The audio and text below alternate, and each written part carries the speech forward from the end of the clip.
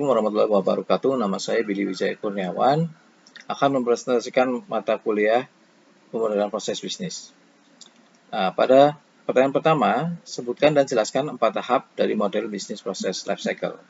Ada 4 tahap, yaitu tahap analisa, tahap desain, implement, dan monitor. Pada tahap analisa, sistem yang berjalan dianalisa tentang kelemahan dan kendala-kendala yang ada untuk dibuatkan solusinya.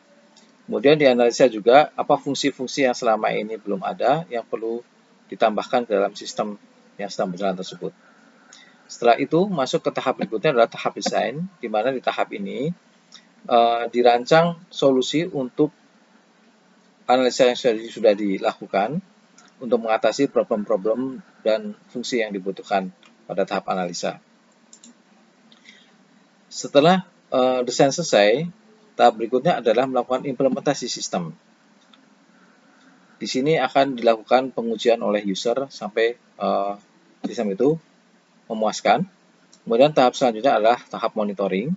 Artinya tahap ini adalah menjaga dan memantau sistem, memaintenance sistem agar bisa berjalan secara optimal, tidak ada kendala dalam melaksanakan proses yang diinginkan oleh perusahaan. Kemudian pertanyaan kedua, sebutkan dan jelaskan metode pengumpulan data berikut ini. Wawancara.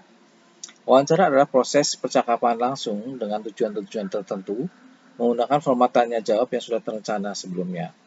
Wawancara membutuhkan interaksi langsung antara pewawancara dengan yang diwawancarai sehingga dapat dilihat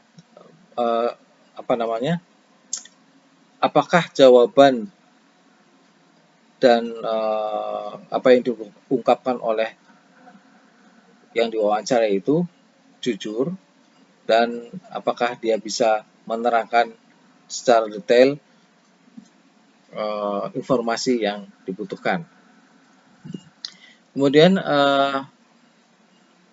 langkah-langkah dalam mempersiapkan wawancara adalah membaca materi latar belakang tentang topik yang diwawancarain, menetapkan tujuan wawancara, memutuskan siapa yang diwawancarai sesuai dengan bidang atau wewenang yang dipegang oleh orang tersebut.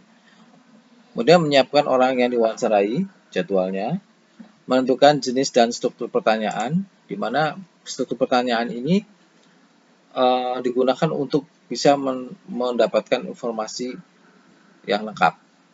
Ada 2 mode pertanyaan atau 2 jenis pertanyaan, adalah pertanyaan terbuka dan pertanyaan tertutup. Terbuka artinya user bisa menjawab secara essay, sedangkan tertutup user hanya bisa menjawab dengan pilihan-pilihan yang sudah disediakan. Kemudian kelebihan teknik wawancara ini adalah seperti tadi disebutkan bahwa wawancara memberikan kesempatan pada wawancara untuk memotivasi orang yang diwawancarai untuk menjawab dengan bebas dan terbuka dan bisa menilai gerak-gerik si orang yang diwawancarai itu apakah dia menjawab dengan jawaban yang benar ataukah ragu-ragu ataukah ada kesulitan dan lain sebagainya. Kemudian kekurangan dari teknik wawancara ini adalah pertama memakan waktu karena harus meminta waktu orang yang diwawancarai tersebut. Kemudian keberhasilan dari wawancara ini tergantung dari bagaimana pewawancara ini melakukan wawancara. Apakah dia bisa melakukan interaksi dengan baik dan bisa mengembangkan pertanyaan dengan baik. Kemudian selanjutnya adalah joint application development. Di sini adalah pengembangan aplikasi yang dilakukan secara bersama-sama dalam setiap tahapnya, merupakan kolaborasi antara si pengembang sistem dengan usernya. Dengan demikian setiap tahap proses pembuatan sistemnya itu akan diawasi dan akan mendapatkan masukan secara langsung oleh user tersebut, sehingga untuk menghindari kesalahan desain sistem dan untuk memastikan bahwa user berperan aktif dalam menentukan output dari sistem tersebut. Ada beberapa user yang terlibat dalam sesi chat, yaitu penganalisis, pengguna, pihak eksekutif, pengamat, dan notulen. Kemudian selanjutnya adalah survei. Survei dilakukan melalui kuesioner yang sudah disiapkan agar disebarkan kepada orang-orang yang mungkin terpisah secara berjauhan sehingga tidak bisa diwawancari secara satu persatu karena akan memakan waktu. Sehingga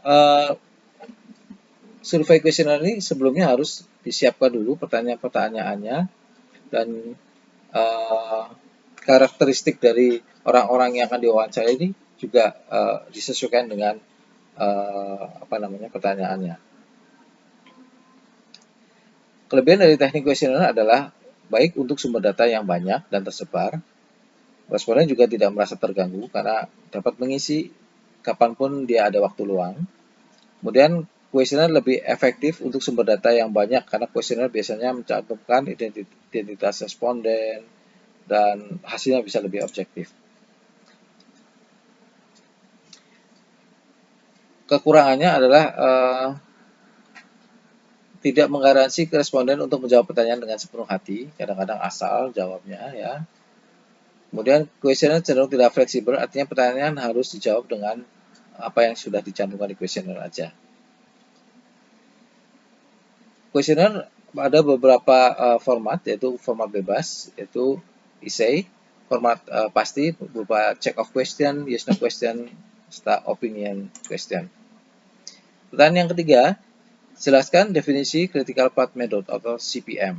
Bagaimana cara kerja CPM jika digambarkan dengan activity on node dan activity on arrow.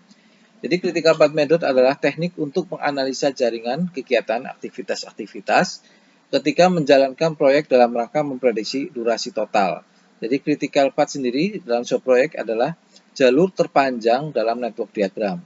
Sehingga critical path didapatkan dari sebuah diagram jaringan atau network diagram yang memperlihatkan hubungan dan urutan aktivitas-aktivitas dalam satu proyek.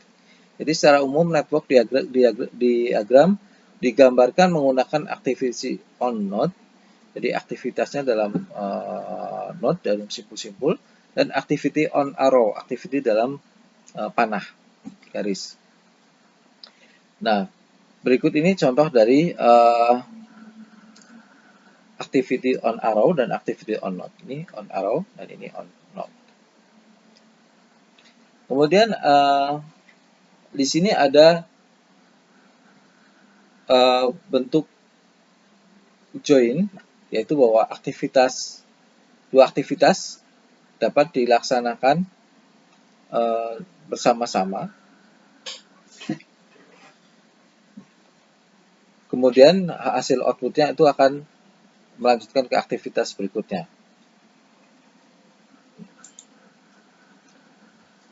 Kemudian ada juga bentuk split.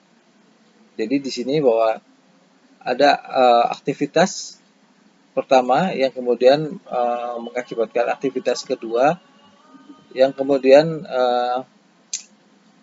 di split menjadi dua, yaitu dengan single choice XOR, exclusive OR, ya, jadi hanya bisa dilaksanakan salah satu saja, yaitu salah satu jalur saja, atau parallel AND, jadi